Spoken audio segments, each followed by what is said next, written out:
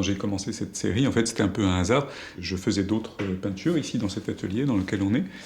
Et puis, en fait, tout simplement, enfin, c'est très pragmatique, mais ben, en me couchant le soir, je vois mon reflet. J'avais pas tiré les rideaux, je vois mon reflet et je regarde. Donc, je me dis, tiens, oui, effectivement, l'éclairage met en valeur les formes du corps. C'est un éclairage qui vient du plafond, donc en fait, qui vient d'en haut. Donc, ça découpe très bien les formes. Euh, c'est un peu étrange, on voit les reflets, on perçoit un peu la nuit derrière. Et donc j'ai commencé à tenter de peindre les premiers tableaux. Et puis au fil des années, donc en fait, j'ai établi de faire une peinture à la tombée du jour, où justement le reflet apparaît et on voit encore le paysage extérieur, et puis une peinture la nuit. Donc il y a un côté performance, enfin je me prépare, je me mets en retrait pendant une quarantaine de jours ici à Berlin, et je me consacre que à ça maintenant.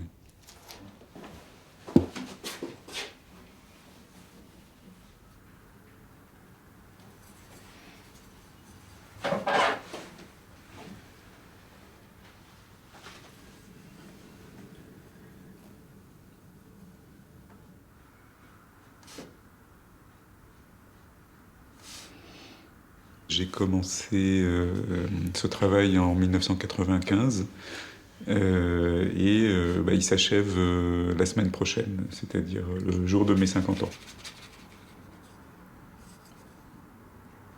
Alors c'est un peu comme un journal intime peint en fait. Je suis le type, le gars lambda, un peu comme disait Gerhard Richter, quoi. J'ai aucune qualité, enfin je suis voilà, un bonhomme, et c'est assez pratique, je suis toujours à ma disposition. Si vous voulez, moi je me fiche de me faire beau, moche, petit, grand, etc. C'est pas le propos. Ce qui m'intéresse, c'est de m'utiliser moi comme un corps et comme un matériau d'expérimentation.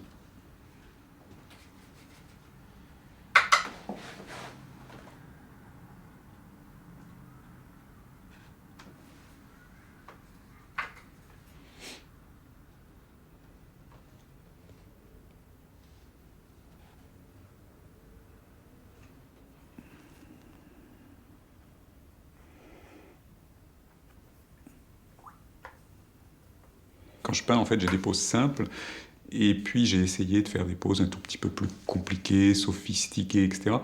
Tout en gardant toujours un peu cette gestuelle du peintre au travail, et on voit jamais le pinceau. Et l'appareil numérique me sert à ça, parce que ça me permet d'élaborer des poses.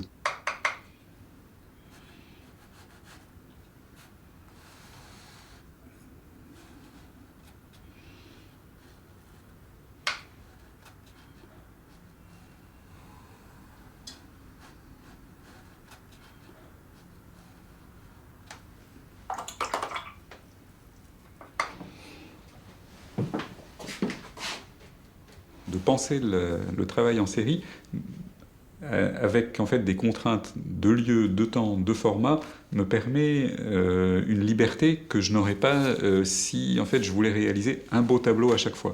Là, c'est pas l'objectif. L'objectif, c'est de poursuivre une expérience comme une sorte de recherche qui est.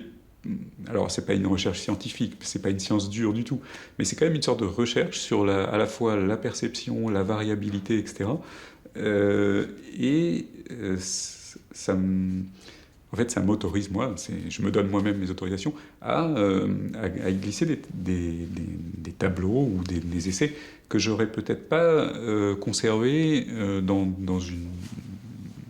d'autres circonstances, et qui, en fait, quand on voit les séries, prennent réellement sens et mettent en évidence que, par exemple, un bon tableau, c'est pas forcément un tableau où il y a tous les détails. C'est pas forcément le meilleur.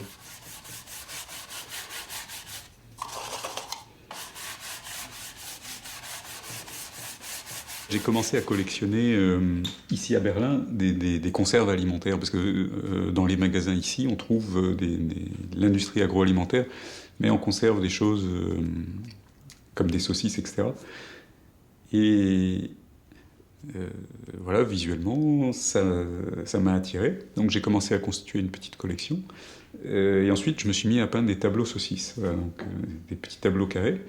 Et puis parallèlement, J'avais un souvenir de visite au Muséum surnaturel à Paris, où il y avait également des bocaux dans lesquels on conservait des parties génitales de mammifères. En fait, c'est à la fois fascinant, si vous voulez, de voir ces chairs conservées, ce que met la science en conservation et en visibilité, et en même temps répulsif. Ce sentiment d'attraction-répulsion, enfin de fascination, s'est transformé en une recherche beaucoup plus formelle. C'est-à-dire que je me suis mis à découvrir les formes, les couleurs. À force de travailler justement sur la série, mon regard a changé. Jusqu'au point où, en fait, j'ai eu donc une commande publique où j'ai fait des vitraux pour la cathédrale de Rodez, et je me suis servi de ce langage plastique. En fait, je suis parti finalement des bocaux anatomiques pour faire des baies sur la création du monde. Finalement, les commentateurs de ce travail de reflet nocturne sont arrivés à la conclusion peut-être un peu rapide que c'était aussi un bocal, mais qui contenait, voilà, en gros. Ça peut être, ou alors on a fait un parallèle parce qu'il y a le reflet de la vitre qui est en verre, et puis j'ai beaucoup travaillé sur des contenants en verre, donc c'est aussi un contenant. Le tableau étant un récipient, d'une certaine façon. On peut le voir comme ça, oui. L'intérêt d'un travail sur un long terme et sur une série assez longue, c'est que ça permet effectivement une évolution. C'est-à-dire qu'à force de creuser toujours la même chose, parfois on trouve quelque chose. Enfin, il me semble en tout cas. Voilà.